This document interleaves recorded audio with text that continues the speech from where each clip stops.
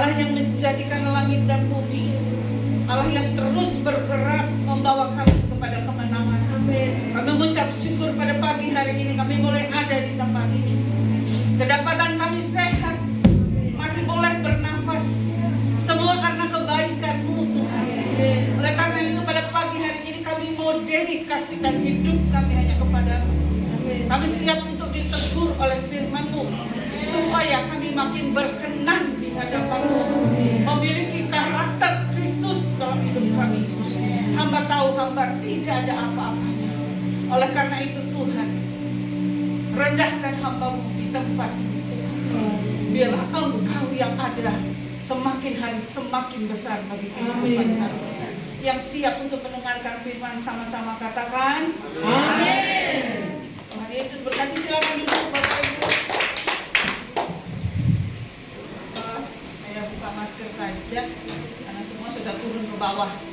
Bapak Ibu yang dikasih oleh Tuhan, saya percaya bahwa Bapak Ibu hari ini Tuhan akan kasih berkat. Amin.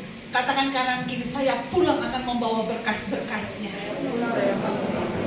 Ya, mulut kita penuh dengan kuasa, saudara. Ketika saudara yakin akan hal itu, Tuhan pasti membawa saudara pada kemenangan satu ke kemenangan yang lain. Yang setuju dengan saya, berikan tepuk tangan bagi kita. Saat itu saya senang sekali Daud berkata demikian, aku bersuka cita ketika aku datang ke rumah Tuhan. Dengan kata lain, ketika saudara datang ke rumah Tuhan, saudara harus bersuka cita. Ada amin, saudara? Karena ini adalah tempat yang terbaik. Saudara bisa datang ke tempat ini adalah tempat yang terbaik. Saudara bisa bukan saja bertemu dengan saudara seiman, tapi saudara bisa bertemu dengan Tuhan. Haleluya. Hari ini saya akan berbicara tentang Mother's Day. Tanggal 22 Desember itu hari ibu, saudara. Saya akan mengupas banyak tentang ibu. Menjadi seorang ibu itu berarti menjadi influencer utama di dunia ini. Saya tahu saudaraku, saya dan saudara yang menjadi ibu itu adalah memegang peranan utama untuk membentuk banyak orang, terutama untuk membentuk anak-anak kita yang ada di rumah. Saudara, ibu itu tidak pernah menghitung banyak apa yang telah dia berikan kepada anaknya, hartanya, waktunya, perhatiannya, pengorbanannya. Siapa di sini yang ibu-ibu yang ketika melahirkan gitu ya, terus ketawa hahaha? Tidak ada, saudara. Seorang ibu saat dia mengandung anaknya, saudara, dia sudah mengalami yang namanya mual. Puji Tuhan ya kalau tidak mengalami seperti ini. Tapi kebanyakan seorang ibu ketika dia mengandung anaknya, dia mengalami mual, saudara. Tulang belakangnya, anak saya sudah hamil ya juga, lemah tulang belakangku kok sakit, gitu, perutku kok sakit. Kayak itulah kalau hamil, saudaraku, segala macam penyakit itu kan kita rasa. Bahkan saya ketika hamil anak saya yang pertama itu jeruk, saudara, karena mau muntah terus, saya taruh di hidung saya begini. Supaya apa? Supaya saya tidak mual. Saya ingat sekali ketika saya di Bali, saya pergi ke kantor naik bemo. Kalau di Bali namanya bemo. Kalau di sini angkot ya. Bau bensinnya saya nggak kuat, jadi saya taruh itu namanya kulit jeruk. Saya taruh kiri, saya taruh kanan. Orang melihat saya, biarin saja dah. Yang penting saya tidak muntah, saudara, di angkot, saudaraku. Nah, bahkan ketika seorang ibu melahirkan anaknya, saudara, waduh, haleluya rasanya, saudaraku. Sakit, segala macam sakit kita rasakan. Bahkan ada seorang ibu, dia merasakan sakit itu selama 24 jam, saudara. Apalagi kalau, saudara, tidak belum keluar-keluar juga dikasih rangsangan. Ini Bu In ketawa-ketawa nih. Saya pasti pernah merasakan bagaimana melahirkan, saudara. Saya melahirkan Dinda itu, aduh, minta ampun, saudara. Bajunya Pak Bram sampai robek, saudara. Bukan karena apa, karena terlalu sakitnya. Begitulah seorang ibu. Makanya banyak ungkapan-ungkapan diberikan oleh dunia ini. Dikatakan begini, sorga di bawah telapak kaki ibu. Tidak ada sorga di bawah telapak kaki ayah. Bukan saya mengecilkan arti laki-laki di sini. Tapi tolong, hari ini saya akan berbicara soal ibu. Karena tanggal 22 adalah hari ibu, saudara. Dikatakan ungkapan-ungkapannya adalah sorga di bawah telapak kaki ibu. Tidak saja itu, ada juga ungkapan berkata gini, kasih ibu sepanjang jalan, kasih anak sepanjang galah. Apa itu Bu galah? Jadi gini, kasih ibu itu diibaratkan gini ya, tidak terbatas. Katakan tidak terbatas. Kasih ibu tidak terbatas, tapi kasih seorang ibu anak itu terbatas.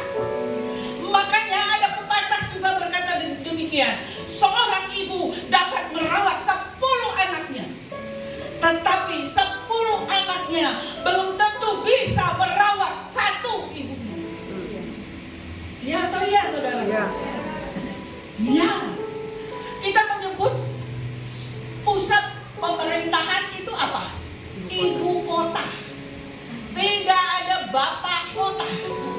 Yang ada adalah ibu kota. Jari kita ada 10. Ya saya naikkan 5 saja. Tapi yang paling besar di antaranya adalah ibu jari. Setuju dengan saya? Berikan tepuk tangan yuk bagi Tuhan. Jangan katakan bapak-bapak. Kalau bapak-bapak sukses itu bukan karena bapak-bapak hebat. Di balik sukses seorang suami pasti ada istri yang selalu berdoa. Tidak ada istri yang berdoa, Tuhan buat suamiku bangkrut Tuhan, buat suamiku dipecat Tuhan. Tidak ada saudara. Kalau kita waras pasti kita berdoa buat suami kita, biar suami kita sehat, biar suami kita dipakai oleh Tuhan. Apa saja yang diperbuat oleh suami kita, Tuhan buat berhasil. Setuju ibu-ibu? Iya. Di balik sukses seorang suami pasti ada istri yang hebat, pasti ada ibu yang hebat. Saya katakan hebat, ada orang bilang begini, enggak dong Bu, Tuhan yang hebat. Bagi saya yang terhebat itu baru Tuhan. Kita anak-anaknya hebat, tapi yang terhebat siapa saudaraku? Ya. Sekarang marilah kita merenungkan saudara, kita akan memasuki tanggal 22. Kasih dan pengorbanan seorang ibu terhadap saudara dan saya. Nah saudaraku yang kekasih, ada seorang bernama David Lloyd George, dikenal sebagai salah satu Perdana Menteri terbesar di Inggris. Itu tahun 1916 sampai 1922. Apa yang dia alami saudaraku, ketika dia masih bayi di Inggris, ibunya terjebak dalam salju saudara. Ibunya terjebak dalam badai salju, tersesat dan kedinginan. Ia meringkuk di bawah pohon antara ibu dan anak ini. Dan ibu ini saudara melepaskan jaketnya dan memberikan kepada anaknya. Keesokan paginya ditemukan seorang ibu meninggal, tapi anaknya masih hidup. Saya mau katakan, ibu itu adalah sosok yang selalu mau berkorban. Berikan tepuk tangan yuk. Dalam Alkitab kita bisa belajar dari siapa saudaraku? Kita belajar dari Louis. Lihat yuk Kisah Rasul 16 ayat 1 sampai 3. Kisah Rasul 16 ayat 1 sampai 3. Paulus datang juga ke Derbe dan ke Listra. Di situ ada seorang murid bernama Timotius. Ibunya adalah seorang Yahudi dan telah menjadi percaya. Sedangkan ayahnya seorang Yunani. Timotius ini dikenal baik oleh saudara-saudara di Listra dan di Ikonium. Dan Paulus mau supaya dia menyertainya dalam perjalanan. Paulus menyunatkan dia karena orang-orang Yahudi di daerah itu. Sebab setiap orang tahu bahwa bapaknya adalah orang Yunani. Saudara, pengaruh ibu dalam Alkitab kita bisa lihat Lois. Lois itu punya anak namanya Eunike. Nah, Lois itu artinya menyenangkan. Lois artinya menggembirakan, saudara. Nah, di 2 Timotius 1 ayat 5, 2 Timotius 1 ayat 5 berkata demikian, sebab aku teringat akan imanmu yang tulus ikhlas, yaitu iman yang pertama-tama hidup di dalam nenekmu Lois dan di dalam ibumu Eunike, dan yang aku yakin hidup juga di dalam dirimu. Sebagai wanita yang soleh bangsa Yahudi yang namanya Lois selalu mengajarkan anaknya Eunike firman Tuhan. Saya ulang, mengajarkan anaknya Eunike firman Tuhan. Dan pengaruh keteladanan daripada Lois itu, saudara, melekat di hati Eunike. Dan apa yang terjadi? Pengaruh positif daripada ibunya, pengaruh positif daripada ibunya yang suka mengajarkan dia tentang firman Allah, dia turunkan kepada Timotius. Saudara, anak muda ini yang menjadi didikan daripada Eunike ini menjadi anak kesayangan dari Rasul Paulus. Di 2 Timotius 1 ayat 2 dikatakan begini, 2 Timotius 1 ayat 2, kepada Timotius anakku yang kukasih, yang kekasih, kasih karunia, rahmat dan damai sejahtera dari Allah Bapa dan Kristus Yesus Tuhan kita menyertai engkau. Semua berawal dari seorang nenek bernama Lulu, dan dia mengajarkan kepada anaknya Eunike, dan Eunike juga mengajarkan firman Tuhan kepada anaknya Timotius. Saya mau katakan ibu-ibu yang hadir di sini, ibu-ibu memiliki peran yang vital bagi anak-anak ibu. Haleluya. Ya, karena anak-anak berinteraksi itu pertama dengan ibu. Anak-anak ketika lahir dia merasa nyaman dengan sosok siapa? Sosok ibu, saudara. Karena ibunya yang menyusui dia, ibunya yang menyanyikan buat dia. Sekali lagi, bukan mengajarkan anti bapak. Maafkan saya bapak-bapak. Bapak-bapak itu luar biasa, menjadi tulang punggung keluarga. Haleluya. Karena ini mau menyambut tahun 22. Jadi saya berbicara soal ibu. Bapak-bapak adalah imam dalam keluarga. Haleluya. Yang memberkati anak dan istri. Saudaraku, peran ibu dalam keluarga menentukan kualitas gereja, masyarakat, dan bangsa. Saat saya tadi katakan menjadi ibu itu sangat vital, saudara. Saudaraku yang kekasih, ibu itu mengemban tugas yang mulia untuk membentuk anak-anaknya, mengajar anak-anaknya untuk takut akan Tuhan. Saya selalu mengajarkan kepada anak saya untuk hati-hati dalam bergaul, karena dengan siapa engkau bergaul engkau akan seperti itu, saudaraku. Hati-hati dengan menggunakan mulutmu, nak. Hati-hati dengan bergaul, nak. Karena pergaulan itu bisa membuat engkau naik, bisa membuat engkau turun, bisa juga membuat engkau naik. Saudaraku, karena ibu yang membentuk, saudaraku, anak-anak nantinya menjadi pemimpin yang cakap. Seorang ibu yang akan membentuk anak-anaknya menjadi hamba Tuhan yang berdedikasi. Seorang ibu yang akan membentuk anak-anaknya menjadi dokter yang unggul, penemu yang berbakat. Semua itu dari ibunya. Saudara, ada seorang ibu, dia memiliki anak 5. Saya ingat sekali cerita itu. Dia melahirkan anak itu beda 1 tahun setengah, 1 tahun setengah. Dia punya kesukaan adalah berdoa. Dia katakan dia setiap pagi dia masak, saudaraku. Dia masak, dia kasih anak-anaknya. Ada anaknya yang paling kecil juga ada, saudara. Setelah itu dia katakan gini, nak, ini jam 10, mama harus masuk kamar dan mama harus berdoa. Kamu gak boleh ribut ya, nak. Saudara, begitu pertama kali mamanya masuk dalam kamar berdoa selama 2 jam, terjadi kegaduhan di luar, saudara. Anak-anaknya gak bisa diam, saudara, tapi dia tetap beriman. Saya harus berdoa. Lutut saya pakai untuk berdoa untuk masa depan anak-anak saya, saudara. Begitu dia keluar, saudara, yang namanya nasi, yang nama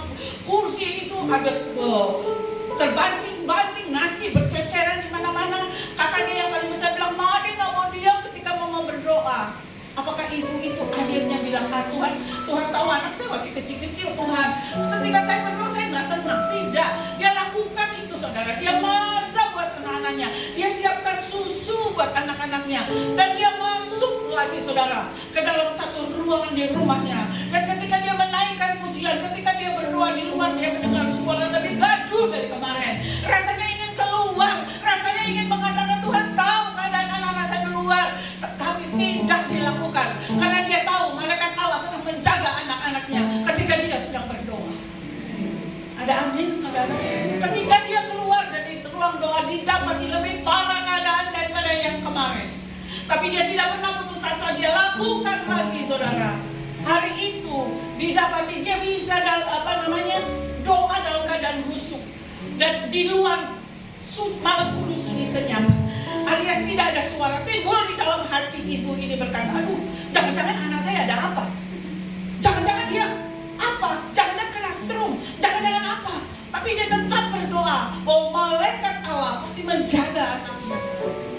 Saudara, ketika dia keluar dari ruangan, didapati anak yang pertama sedang tertidur saudara, anak yang kedua sedang baca, anak yang ketiga bahkan anak yang terkecil sedang isap susu dari dom.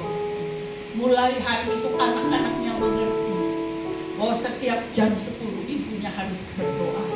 Dan anak-anaknya ini saudara menjadi anak-anak yang berhasil. Dimulai dari apa? Pengorbanan seorang ibu. Berikan tepuk tangan yuk. Karena Ulangan 6 ayat 6-7 dikatakan begini. Ulangan 6 ayat 6-7. Apa yang kuperintahkan kepadamu pada hari ini, haruslah engkau perhatikan.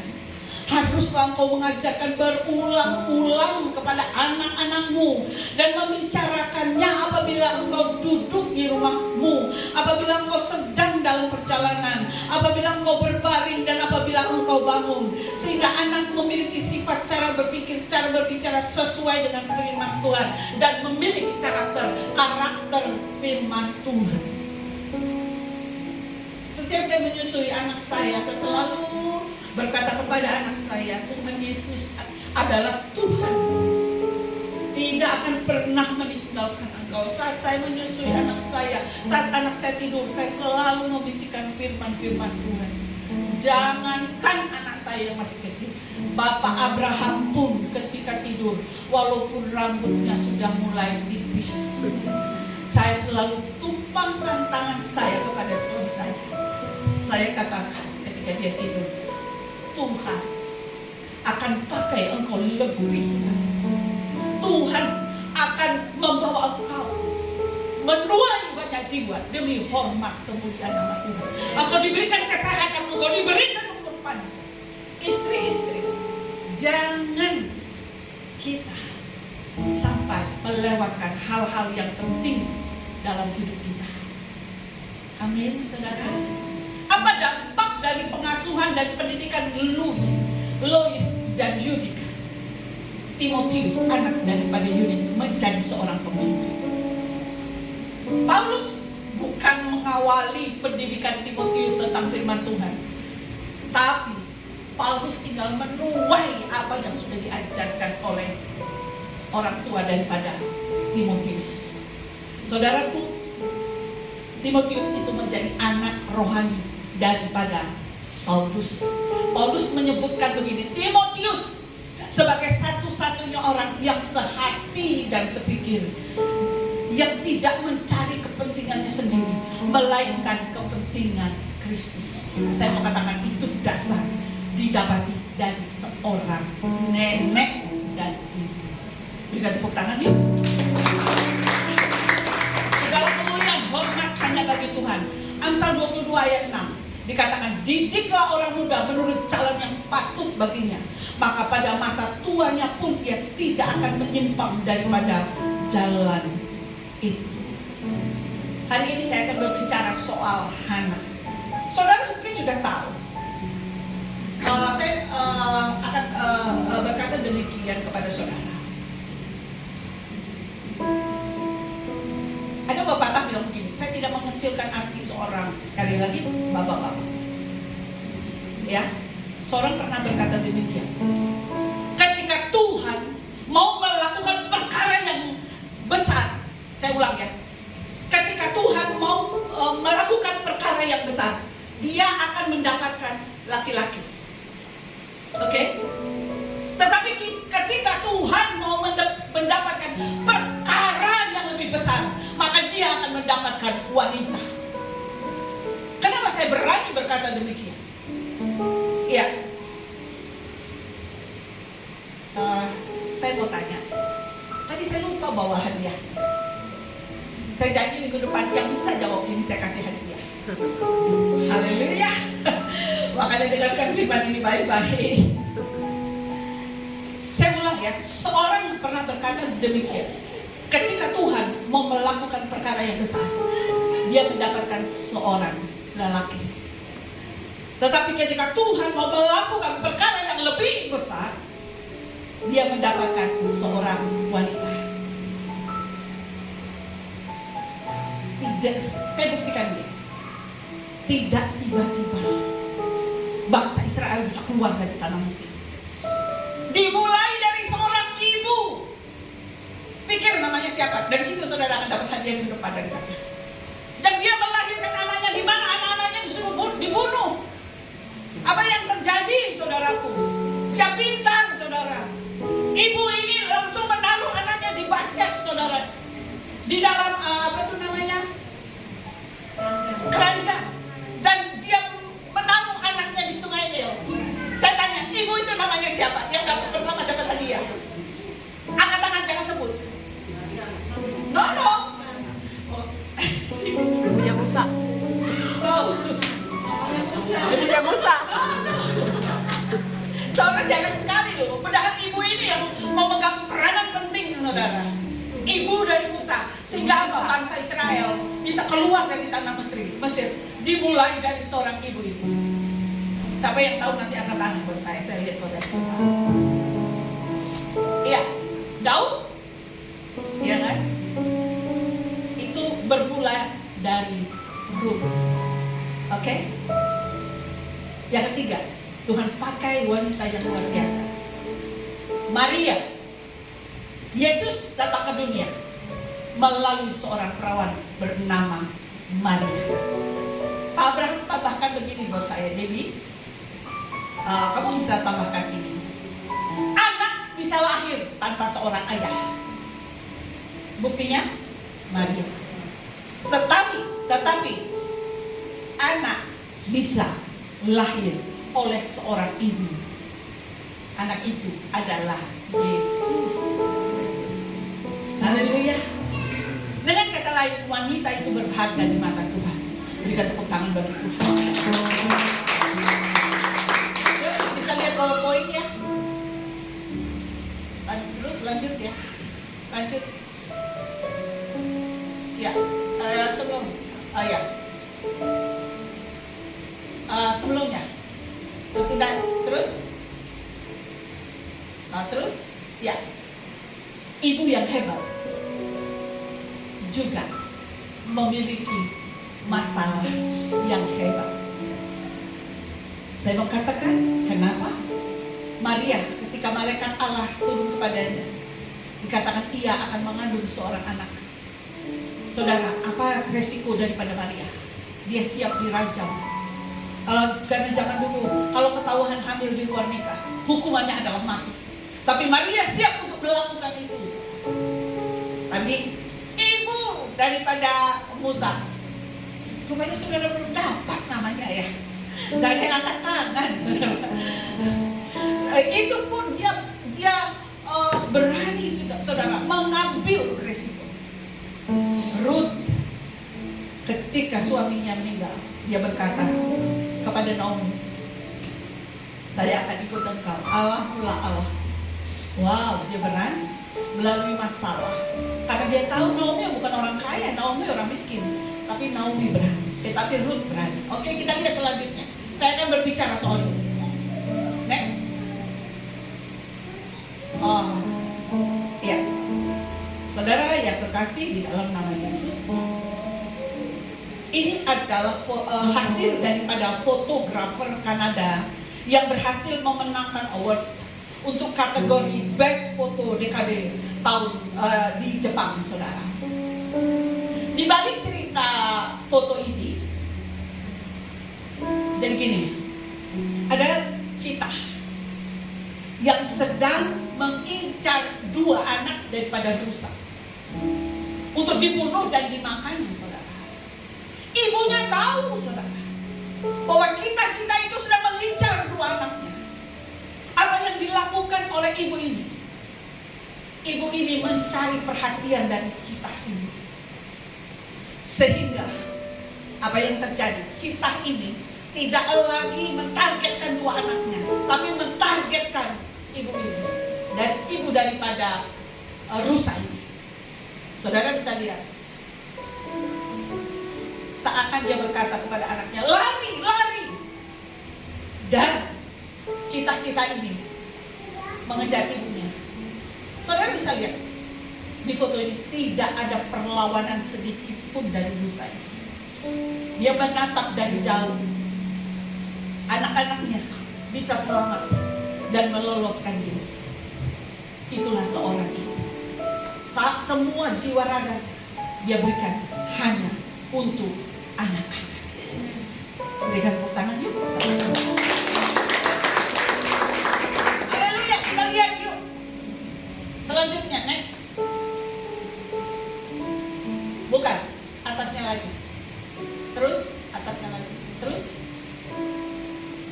Ya, ibu hebat yang mempunyai rancangan yang hebat juga. Hana memiliki rancangan yang hebat.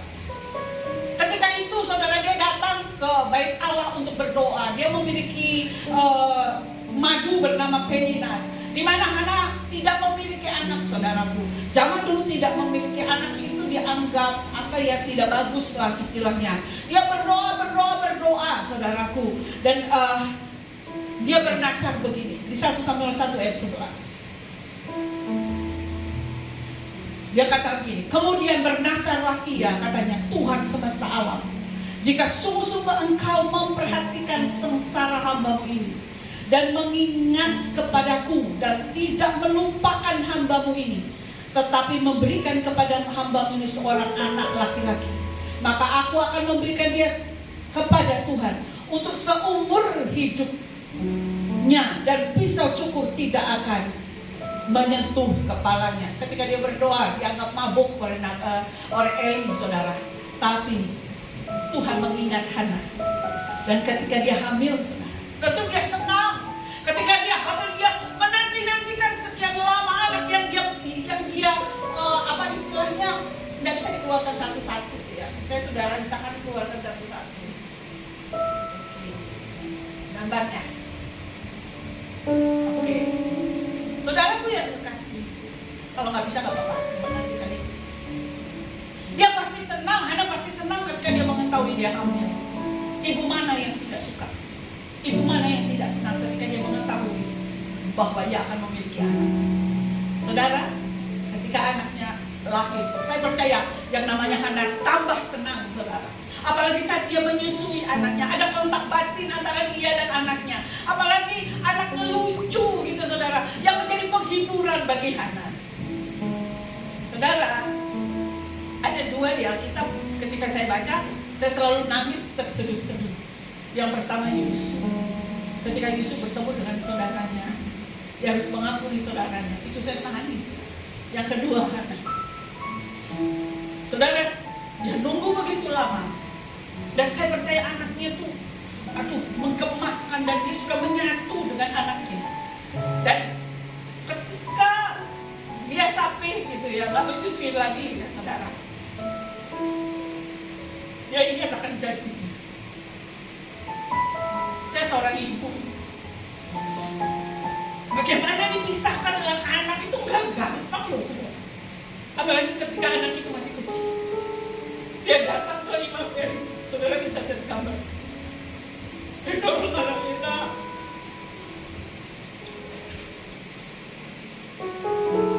Itu sangat menyesal. Tapi Hana, ibu hebat yang memiliki rancangan yang hebat. Amin. Hana tidak pernah tahu bahwa memiliki anak lagi. Dia serahkan buat Tuhan. Saudara, Hana meminta anak, tapi Tuhan berikan dia seorang nabi, Samuel. Apa yang terjadi, saudara? Ibu yang hebat, dia memiliki rancangan yang hebat. Dia mendahulukan, terima kasih, dia mendahulukan Tuhan. Saudara, Samuel, dia menabiskan dua raja, Saul dan Daud. Itu dimulai dari siapa? Seorang ibu yang luar biasa, yang memiliki rancangan yang hebat buat anak-anaknya. Berikan anakmu bagi hormat dan kemuliaan nama Tuhan. Ibu saya dari kecil dia suka pegang rotan, saudara. Ketika saya tidak mau ke gereja, rotan sudah mulai bertindak. Pokoknya saya harus ke gereja. Saya menuai sekarang bahwa memang Yesus adalah prioritas utama dalam hidup saudara dan saya. Haleluya. Saudara, lanjut. Next, kita lihat. Wah, sudah lebih dari 30 menit. Ketika orang bertanya demikian, ibumu sarjana apa? Ibumu sarjana apa? Kalau saya boleh katakan, ibuku gelarnya adalah MSI, Master Segala Ilmu. Kenapa saya katakan demikian? Pertama, ibu itu harus belajar akuntansi. Dia harus bisa, saudara. Suaminya memberikan uang, misalnya saja uang belanja, uang untuk bayar listrik, yang pas-pasan, saudara. Dia harus belajar, saudara, untuk bagaimana mengolah keuangan ini sehingga sampai bulan depan didapati cukup, anak bisa makan, listrik bisa kebayar, dan sebagainya. Ibu harus belajar akuntansi, dan ibu juga harus belajar tata boga, harus belajar jadi chef. Saya nikah sama Pak Abraham saja bisa masak, tapi Pak Abraham paling suka masakan saya, padahal hanya cemplang-cemplung. Saudara, seorang ibu dia harus pergi ke pasar dan dia lihat pasar hanya sayuran bayam, kangkung, kacang panjang, toge, itu harus diolah selama bertahun-tahun, saudaraku. Puji Tuhan, saya juga belajar tentang chef ini, masak. Ketika saya masak, mbak saya yang di rumah, Bu, saya dari atas kok masakan ibu kayaknya enak banget. Padahal saya kalau lihat ibu masaknya sederhana. Mbak, itu karena saya masak dari hati. Bumbunya kasih, ya, haleluya ya. Terus yang selanjutnya, ibu harus belajar keguruan. Anak saya Alicia, saudara, apa yang terjadi dengan anak saya? Karena online saya harus belajar matematika. Mati-matian buat saya. Bilangan prima mana, hukum yang ini apa, panjang kali lebar lagi. Aduh, saya harus belajar, saudara. Belum saya belajar PP apa sudah penjaskes lah, tentang sepak bola lah, karena ada pertanyaan-pertanyaan banyak sekali, saudara. Yang pertama, ibu harus belajar akuntansi. Ibu juga harus belajar tata boga. Ibu harus belajar keguruan. Ibu juga harus belajar agama. Dia harus mengajarkan anaknya firman Tuhan siang dan malam. Ibu juga harus belajar ilmu gizi, saudara. Apakah yang dia masak itu sudah mengandung gizi? Apakah yang dia berikan kepada anak suaminya itu sudah mengandung gizi? Dan ibu juga harus belajar keperawatan. Kalau anak sakit, ibunya nggak tidur, mengganti kompres anaknya. Ibu juga harus belajar psikologi. Ketika anaknya tiba-tiba murung, ibu harus tahu bagaimana caranya mengembalikan yang dari murung itu menjadi ceria kembali. Jadi ketika ditanya orang, ibumu sarjana apa? Bisa jadi dia 9 jurusan yang tadi itu dia ambil semua. Haleluya. Begitulah seorang ibu, dia memiliki multi talent yang luar biasa. Ini saya sudah kelewat waktunya. Padahal ada lagi. Saya mau bawa ibu-ibu ke tipe seperti apa sih ibu-ibu itu. Ada semua, saya punya catatan nanti yang kedua. Selamat Hari Ibu. Jadilah teladan bagi anak-anak. Ingat firman Tuhan siang dan malam harus tetap disampaikan kepada anak-anak saudara. Tuhan Yesus memberkati.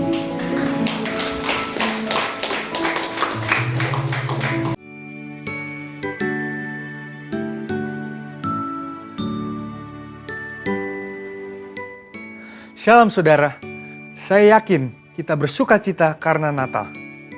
Perayaan Natal adalah sebuah tradisi yang telah dilakukan oleh gereja selama ribuan tahun.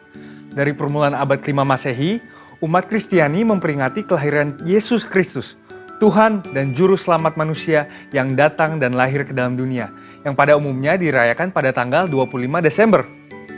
Kata Natal berasal dari bahasa Latin natalis, yang artinya lahir atau kelahiran, yang menunjuk pada hari kelahiran Yesus. Sementara kata Christmas atau Natal dalam bahasa Inggris berasal dari bahasa Inggris kuno Christus Messe atau Christ's Mass yang artinya penderitaan Kristus. Ini adalah pandangan yang menjelaskan bahwa Kristus memulai penderitaannya saat dia datang dan lahir sebagai manusia.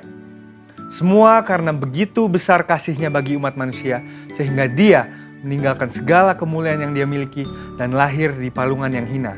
Semua karena kasihnya bagi kita. Natal adalah suatu masa di mana kita ingat lagi akan kasih Tuhan itu. Kasih yang secara luar biasa dipertunjukkan kepada seluruh umat manusia. Pada saat itu dikatakan sejumlah besar bala tentara sorga memuji-muji Allah dengan nyanyian kemuliaan bagi Allah di tempat yang maha tinggi dan damai sejahtera di bumi di antara manusia yang berkenan kepadanya. Sungguh, sebuah sambutan yang layak bagi raja di atas segala raja. Namun ternyata di samping sukacita dan damai sejahtera yang menyertai perayaan kelahiran Tuhan Yesus, ada juga kelompok tertentu yang dengan sinis mengatakan bahwa Natal itu adalah perayaan non-Kristen, yaitu festival Romawi yang bernama Natalis Solis Invicti, atau Hari Kelahiran Matahari yang tak terkalahkan. Ini acara yang diprakarsai oleh Kaisar Romawi yaitu Aurelius pada tahun 274 Masehi. Namun faktanya tidak demikian. Justru ditemukan banyak catatan bapak-bapak gereja tentang perayaan Natal sebelum lahirnya festival matahari. Maka bisa dikatakan bahwa perayaan Natal pada 25 Desember bukanlah upaya kristenisasi dari festival matahari, malah mungkin sebaliknya, bahwa festival matahari adalah upaya romanisasi hari Natal. Kemudian bagaimana dengan tanggal di mana kita harus merayakan Natal? Walaupun 25 Desember paling banyak digunakan oleh gereja-gereja untuk merayakan Natal, gereja-gereja timur seperti Ortodoks, Syria, dan Yunani menetapkan tanggal 6 Januari sebagai hari Natal. Sekalipun ada perbedaan, pada umumnya perayaan Natal dilakukan antara awal bulan Desember hingga Januari. Gereja kita mengambil posisi bahwa perayaan Natal secara esensial tidak keliru.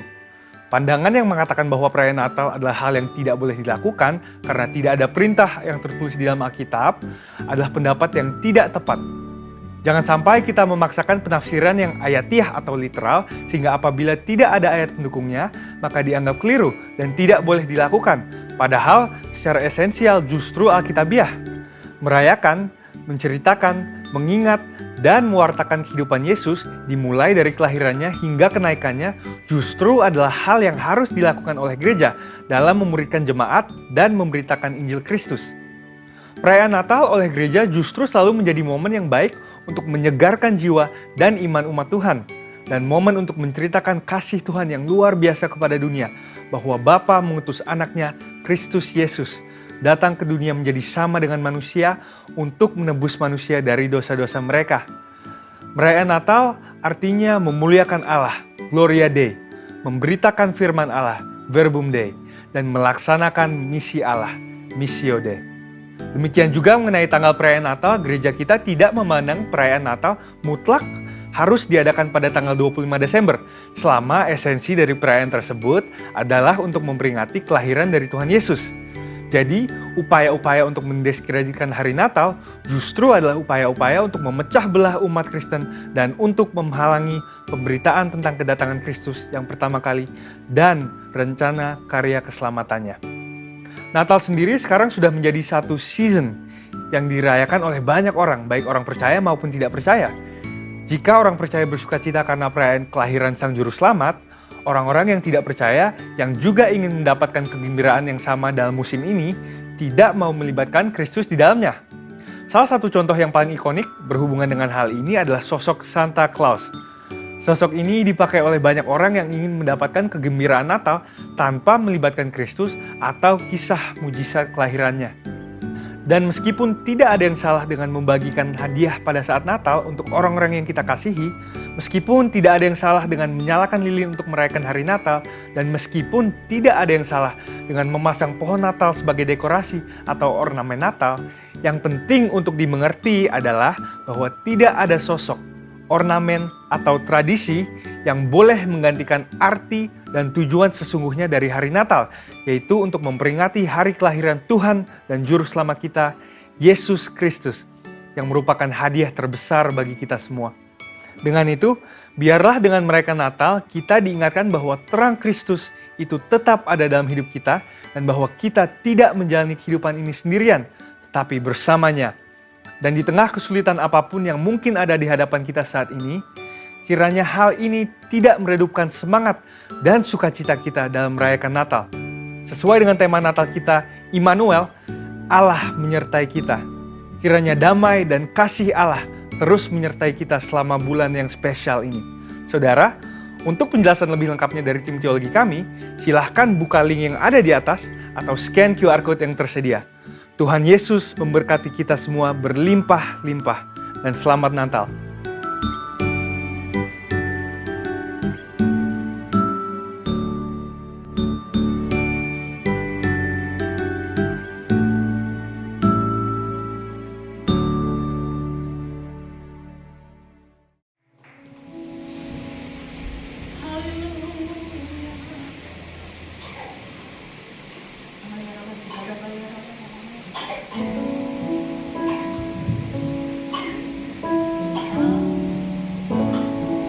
Engkau ajaib bagiku, tak ada yang tak mungkin bagimu. Semua yang kau saksikan, semuanya dari Engkau ajaib bagiku.